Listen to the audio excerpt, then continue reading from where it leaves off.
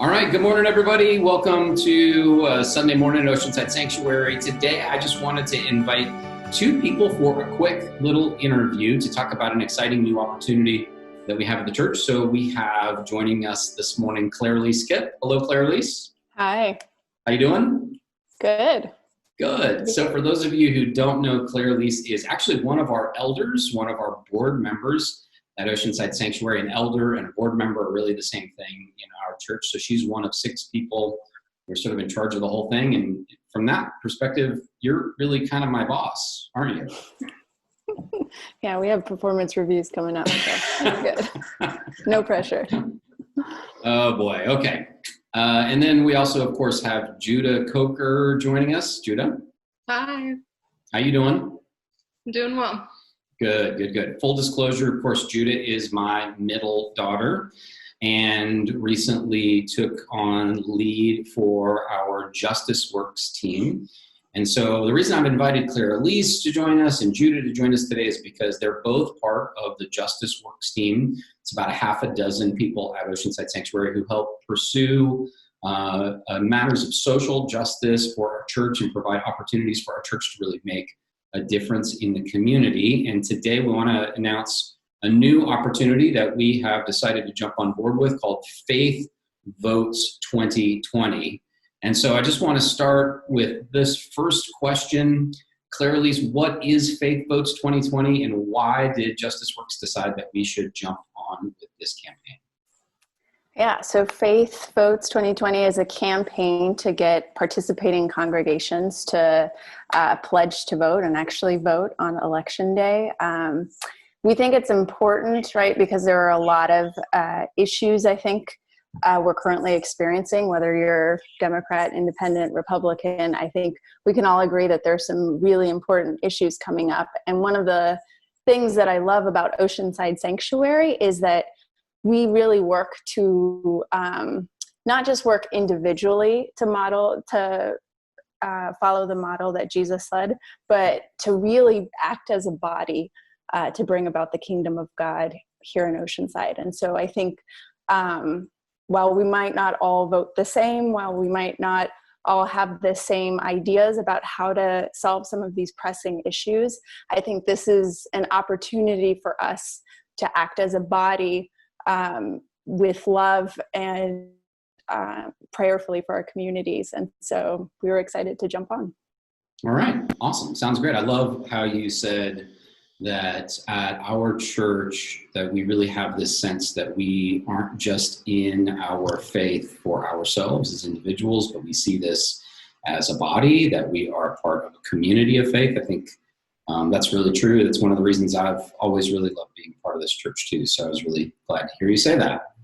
So Judah, maybe you could tell us a little bit about what it actually looks like for us to be a part of Faith Votes 2020. So we heard from Claire-Lise that expressing our voice in elections as people of faith on matters that are important to our faith is really, really important. So that's what this is all about. But what are the nuts and bolts? Like, how do we actually get involved with Faith Votes 2020?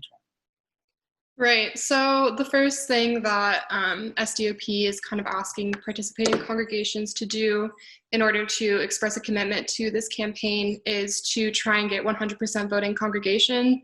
So, basically that just means we're asking you to show up to vote and that we're asking you to make kind of an explicit commitment to that by filling out pledge cards that say, like, I'm explicitly expressing that I will be voting in this election. Okay, so when you say 100% voting congregation, you mean like we want everybody in the church to make a commitment to vote this election? Everyone who is eligible, yes. We want you to make everybody who's eligible. Caveat. Right.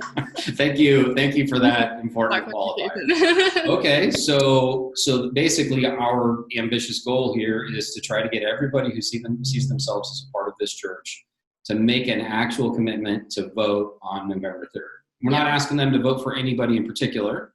We're just asking them to make the commitment to vote. So how do they do that? So like I said, we have pledge cards that you guys can fill out. It's kind of just like an extra step for you to make that explicit commitment to us.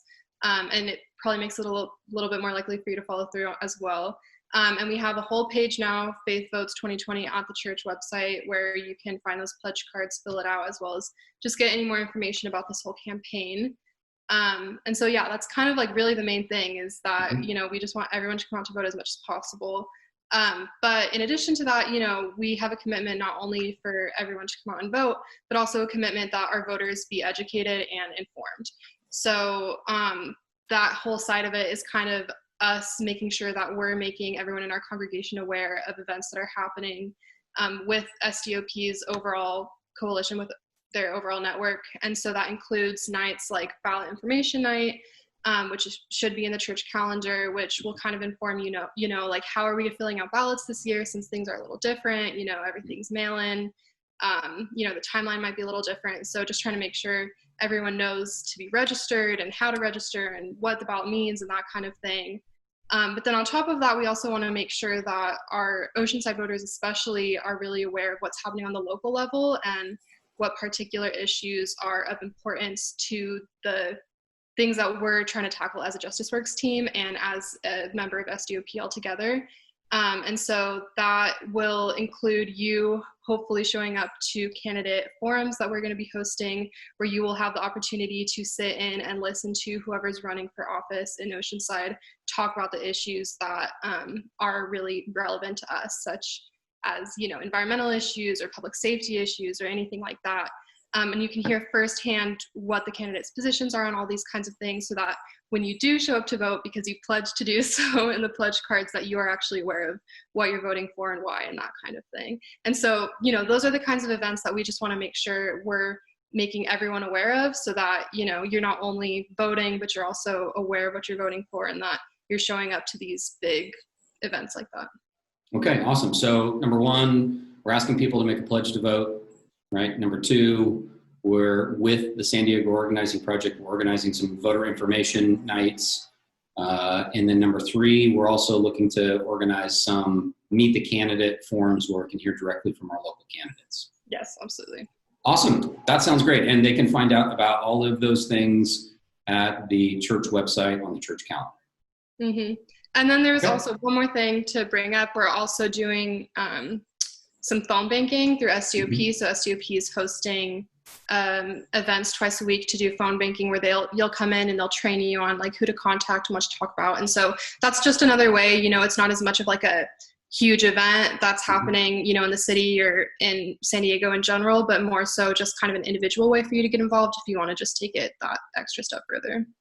Awesome. All right. Well, this sounds really great. I really am impressed with how much you guys have pulled together, and I know we couldn't do that without our partnership with San Diego Organizing Project. So thanks for everything that you all do in Justice Works. Great. Thank you. All right. Thanks for joining us.